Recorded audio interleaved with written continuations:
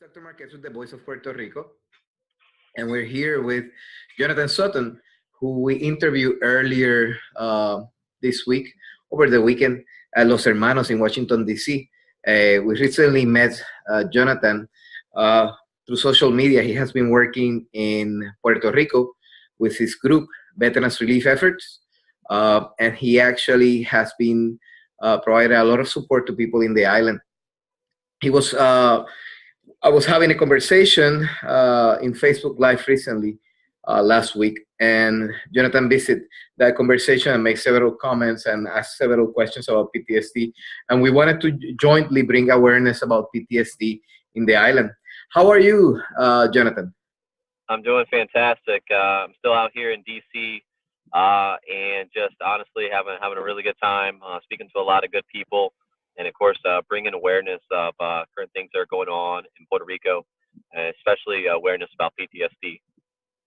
That's great. So we have been talking over the past few days, and you have shared some of your concerns with me. But I would like to hear again, for people listening to this video, what are your main concerns with relationship to the island of Puerto Rico and the mental health situation in the island? And also, we also spoke about the concerns that you have with relationship to the first responders, people like you, veterans that are in the island that have experienced PTSD in the past because of their service to our country, and overall first responders, health professionals, and people that are just volunteering and see the degree of devastation, destruction, and human suffering that they're having to deal in Puerto Rico. So I would like to let you talk freely about what your concerns are, and maybe we can then just go from there and have a back and forth conversation. Too easy. Um, so far, what I've really seen out on the island is a lot of people have been devastated from the get go, from losing their home, losing family members. I mean, you name it. A lot of people have pretty much lost just about everything. The biggest question that comes to a lot of people is, what do I do now? Like, where do I go now? And that's a very scary thought for a lot of people because in Puerto Rico, to be honest with you, there really is no answer right now besides just wait and stand by. And then, of course, people are alone. Most people are way up in the mountains, and the resources to either fix their home or to help them out or to seek mental health or to get mental health is very hard and difficult to get right now. With people out there, it's just you know. They just deal and they manage and they keep going forward and hoping for some sort of relief effort or people to come up. Um, and to be honest with you, it's not coming, and it's very tough to have that feeling of um, being alone and nobody comes. And you think your lights and your power or their water's going to start coming on, things are going to start getting back to normal. But what happens when uh, things don't come back on, and then that becomes the new normal, and then you have these issues with personal relationships within your family. Then you start having issues throughout your day because you're managing with all that stress and all that emptiness and aloneness, and it gets to a point where it's like a lot of people have breaking points um, when it comes to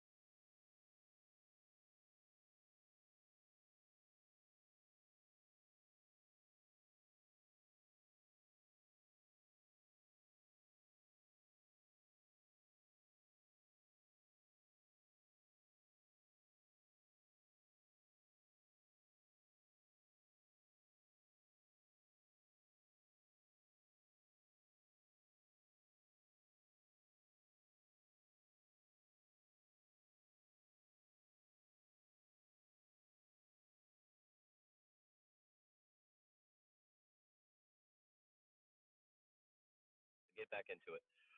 A lot of people have breaking points when it comes to what do we do now, or what can I do for myself? And a lot of people don't have that answer for themselves, and um, that's where I run into a lot of people out there that let me know right off the back, as a first responder, that hey, I ask them, how are you doing out there? Are you doing okay? And a lot of them tell me that I'm not okay. And last night, or a few days ago, I really did think about killing myself because I can't manage and I can't deal with this anymore, and nobody's coming to help me. And it becomes a general concern of mine because I myself have my own resources where I'm resilient. I have training in that. A lot of people have training, whether when we bring out EMTs, doctors, stuff like that. But the initial care that I'm mainly concerned for them is I don't want to leave them alone in their home or in that state, because you know they go right back into it. And then like I said, with PTSD, it's like your mind starts turning and it starts winding, and you start walking down this path that is very dark and it's very lonely. And then on top of that, it's a million things race through your mind. And like I said, when you're not getting the help, you're not getting the results um, that you need for people to come out, um, it can get really bad real fast. I do know for a fact there are many people who have taken their own lives way up in the mountains because they truly believe that there no one was ever going to come get them. And I know of several stories where several people have literally jumped off bridges and jumped off side of cliffs because they didn't know what to do. They don't know what's next. They literally lost everything, to include loved ones. And it's real hard. It really is.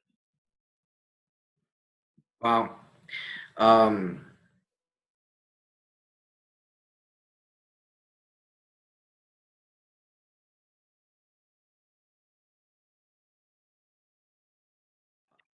that is a lot. You were commenting on the notion that you were trained. You were trained. You were in the military for many years, and you were sharing with me some of the training that you were provided as a member of the military. Can you talk a little bit about that? Yes. Me personally, I'm trained in suicide prevention, as well as I am what they used to call the SHARP program. That's a sexual Right. harassment and assault prevention program. Right. That's being a victim advocate for that as well.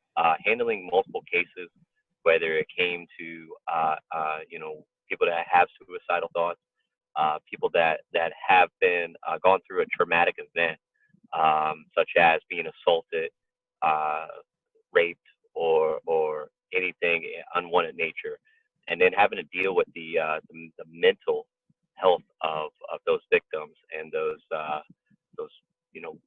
what people actually go through on a daily basis after those events, and especially um, people that have had physical trauma. And the hard point is to you know finding out how to like trust people again.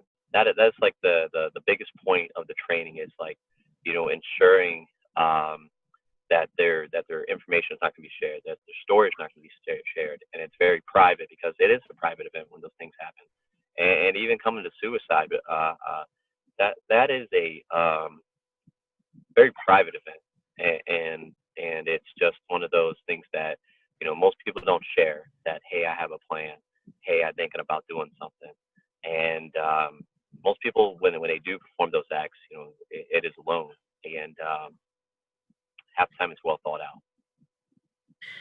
The mental health in Puerto Rico, even before Hurricane Maria, was in disarray because of the financial crisis that the island was undergoing. People were fleeing the island already. It had been called the biggest exodus to hit the island uh, in the history since the times of people moving to New York, because there was a significant poverty in the island back in the 1940s, 1950s. At this point, the exodus has even become three times bigger because things are not moving forward in the island, and people are in despair. And as you mentioned, people are feeling left behind, left alone, voiceless, and without options. The rates of suicide in Puerto Rico were extremely high for per capita per month, and at this point they have increased uh, along those lines. There's not much being commented on this notion, given that even the numbers of deaths related to the hurricane is still questionable, and these reports continue to have different numbers back and forth. Just today, there were many news articles with relationship to this.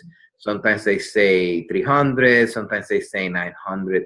I've been receiving different numbers with relationship to suicide that fluctuate between 24 per month in the last 60 some days to 34 per month in the last 60 some days. That is a significant number for suicide per capita. Puerto Rico is composed of 3.5, and the current numbers within the exodus hits in between 150 to 250. Again, another number that is kind of goes back and forth, and nobody can exact a specific number. The reality is that people are suffering, and just seeing your affective response, even with all the training that you're describing that you had over the years, I can see how this has impacted you. Uh, we were talking about the concerns that you have with relationship to other first responders like you that are experiencing all of this human suffering and trying to heal people and help people.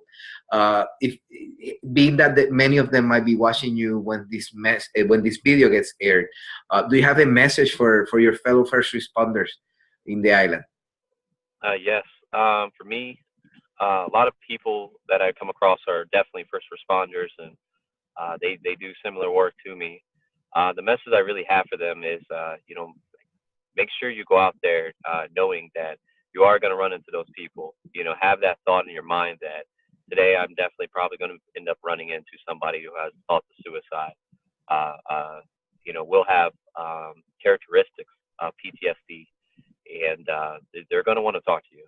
They're going to want to share because they've so far had over 60 days now. I believe we're at 61 days right now. Right. Nobody to talk to about it. They are scared. They're alone. Um, they really need your help. And with that being said, you you got to go up there and you just ask them how they're doing. Please, like, how are you doing today? Just don't just hand them food and water. Don't just hand them simple stuff like supplies and say, all right, have a good day. Ask them how they're doing. Spend some time with them. Like, actually sit down and be like, so how's it been since the hurricane? Ask them. Be sincere because at the end of the day, that sometimes will be the defining line between saving a life and a life that could possibly get in the next few hours because they were sometimes that's all you need is someone to say, how are you doing? So you can open up and get it off your chest and feel better. I know personally, there's many days that I go out here and I make sure that I ask them how they're doing, and I could tell that they were waiting for someone to just ask them, and they do open up and they will tell you. It's like before you came here, I was really kind of contemplating what I was going to do because I'm scared. So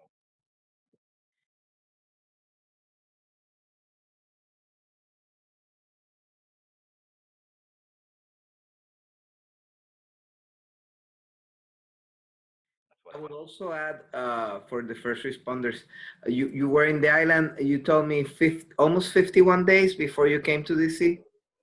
Yep, I originally touched down on the 27th of September.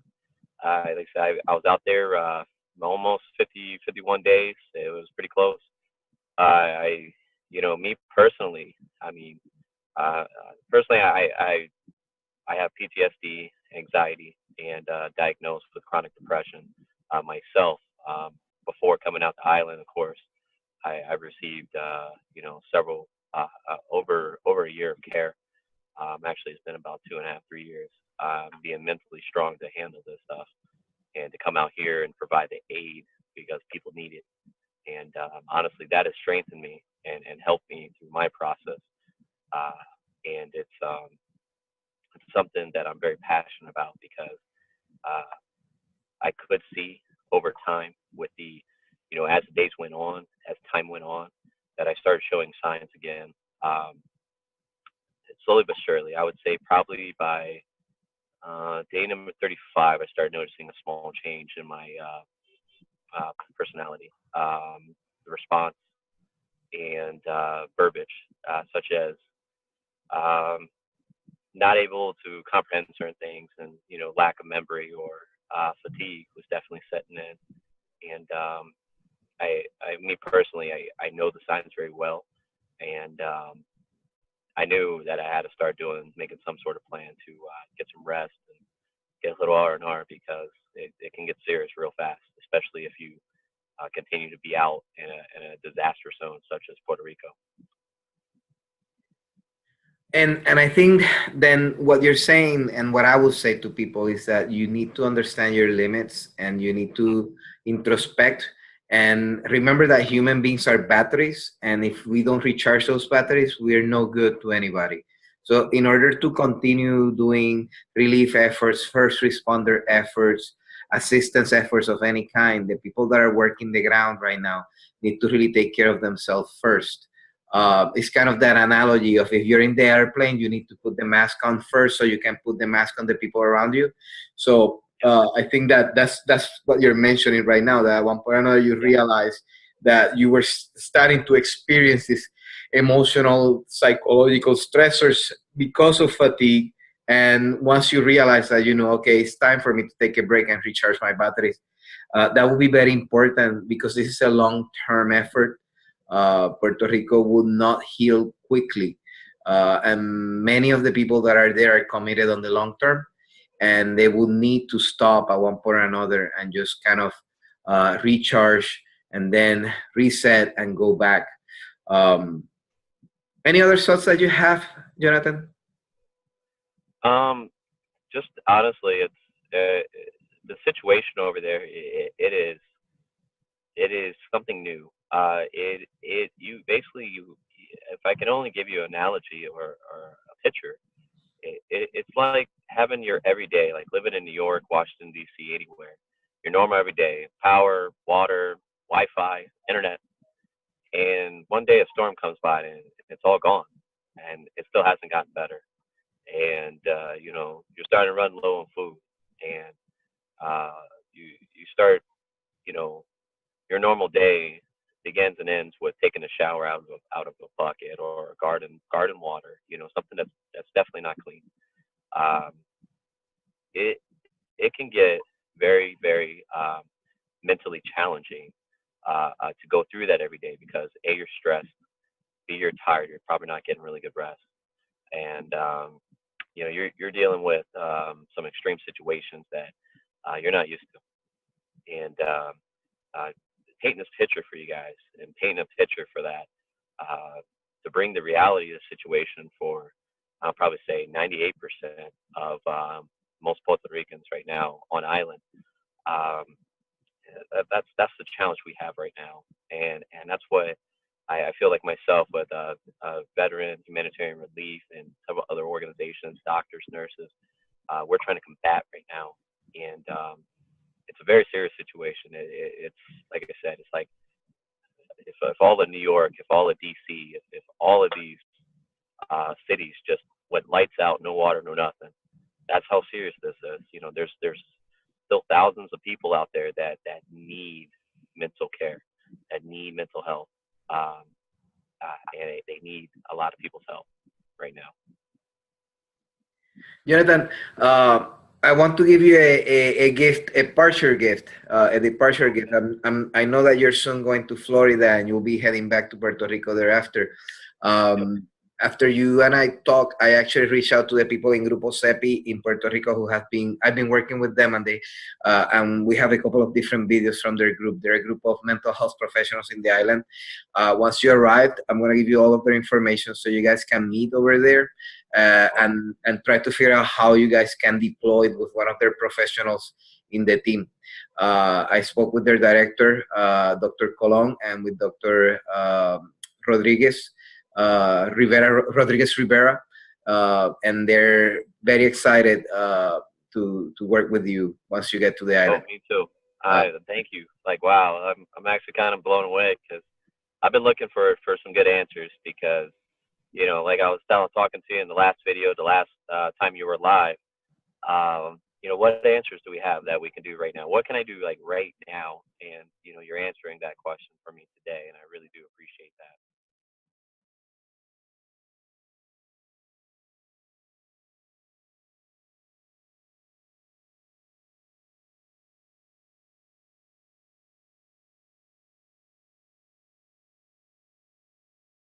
We keep trying. I'm also organizing a group of professionals that are going to potentially be in the island if everything goes well sometime in February. And they're going to come in and provide practical training, alternative therapy models for other professionals. The expert that I'm actually working with, she's an expert in natural disasters related trauma. She's the nation's expert on the matter, and she's willing to volunteer her time to go to Puerto Rico and spend time with professionals in the islands providing this training. I don't want to give too much detail on that because we're still in negotiations with different groups that are going to help us fund this project. But we're putting together a dream team of experts in trauma and natural disaster traumas to come to Puerto Rico and help in the healing process. I want to thank you for all the efforts that you've put to at this point and everything that you've done for my people. I've said this several times.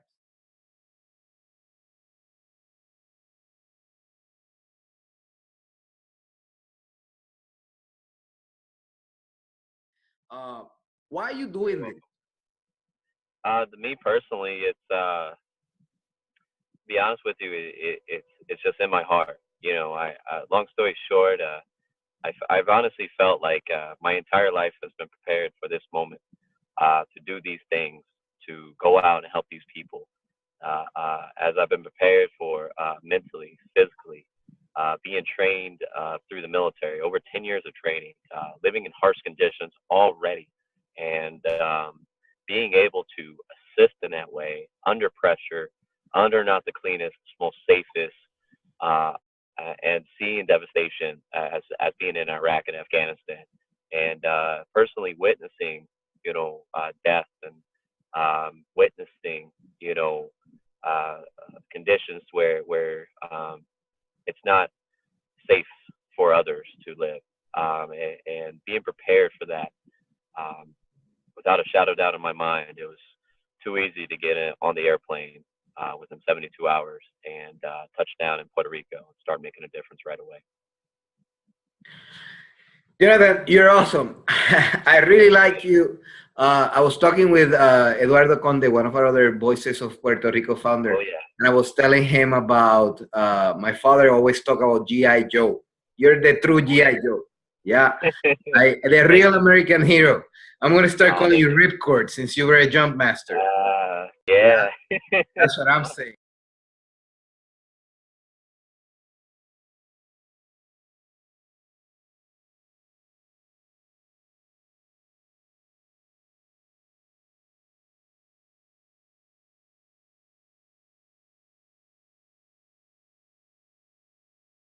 You for your time. God bless you. We'll continue to be in touch, and in Voices of Puerto Rico, we'll continue to try to our best to support you in your efforts. Thank you. Stay in touch, and hopefully, I'll see you in Puerto Rico when I go with the team of professionals that are going to head over to the island to help. Oh, awesome! That'd be great to see you guys over there. I would definitely take you out to some of the hardest hit areas so we can talk to some people and really start doing some good efforts out there together. That'd be fantastic. All right. Thank you, Johnathan. Have a beautiful evening and have a safe trip back to Florida and then a great, successful trip back to Puerto Rico. Yes, sir. All right. I'll talk to you soon. Have a good one. Take care.